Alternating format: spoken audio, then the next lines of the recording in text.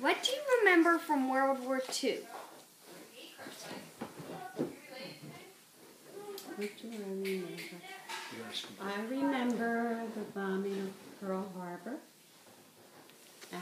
when it came over the radio, which was in our living room, and I must have been playing with my toys, and they said something about the President of the United States, and then I guess I listened because I remember after I heard that, I went into the kitchen and I told my mom that the President was on the radio and that I thought there was a bombing or a war or something.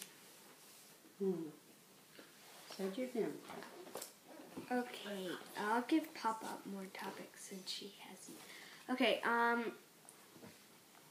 what were you doing when the war ended, Pop-Up? That was in 1945, and we lived on Ansbury Street in Philadelphia. And I remember that all the sirens and all the church bells and all was pandemonium broke out in the city, and there was a parade of people marching down the street where I lived, and they were cheering and everything. And I was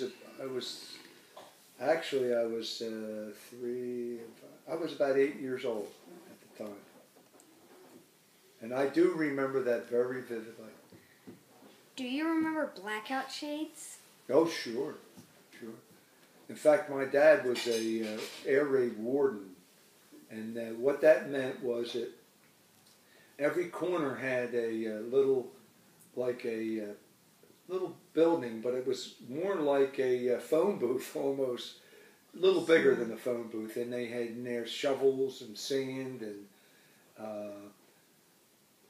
that when the sirens went, they went around and checked. If they saw a light in a family's house, they went over and knocked on the door and told them to turn out the lights or pull down the shades.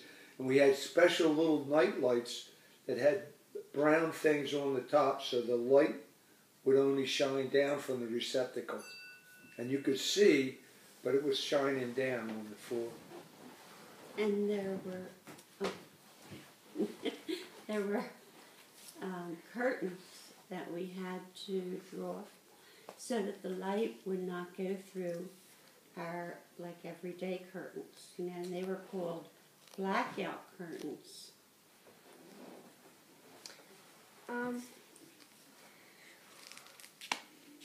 Do you remember anything about D-Day?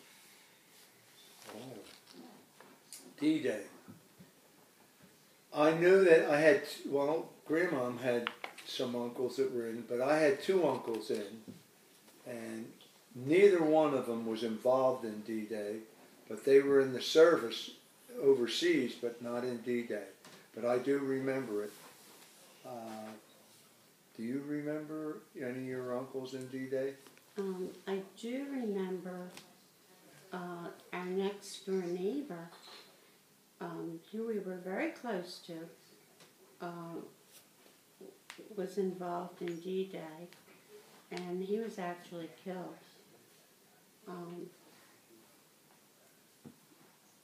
And that was very sad because everybody in the house next door, or our friends, they were crying, and so that kind of stands out in my mind. What toys did you play with? What? What toys did you play with? What toys did I like to play with? Oh, I was always playing sports, so of course, baseball and all that. But the toys in the house, we always had trains and platform, and my dad made little engines during the Second World War. You couldn't buy anything, so they made little engines and toys like that. And then we had a metal car that he took an engine from a big train and put it in the car. And I was the only guy in the neighborhood who had a car that would around the track. And I used to always like to see how fast I could get it to go before it flew off the track. and it would fly off the track. Where did your parents work? Go ahead. Well, my mom was a stay-at-home mom, and my dad was we lived in Philadelphia, so he was a Philadelphia detective in the police force. You would expound upon that, tell them what a special forces it was. Well, they had that was way before the war. He was in a special unit, and it was called the Little Mob. And they would go after the gangsters, like Al Capone and a few other gangsters, and make sure that they didn't come to Philadelphia. In fact, my father and his buddies escorted Mr. Capone, who was a big racketeer at that time, to Atlantic City to make sure, in New Jersey, to make sure that they didn't get off at Philadelphia. Because they were kind of bad news. That was like a really bad time when the bad guys were sort of winning the war on crime. So then my father, and there were 5 other men in his unit that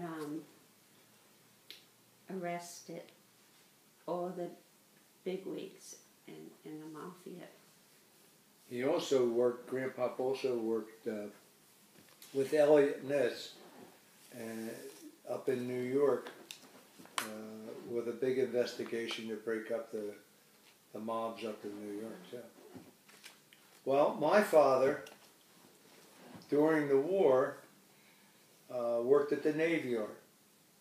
He was too old to be drafted, so he worked at the Navy Yard, and after the war, after the war, he went to work at a place called Brown Instrument, which later on became Minneapolis Honeywell, which was a electronics type of place.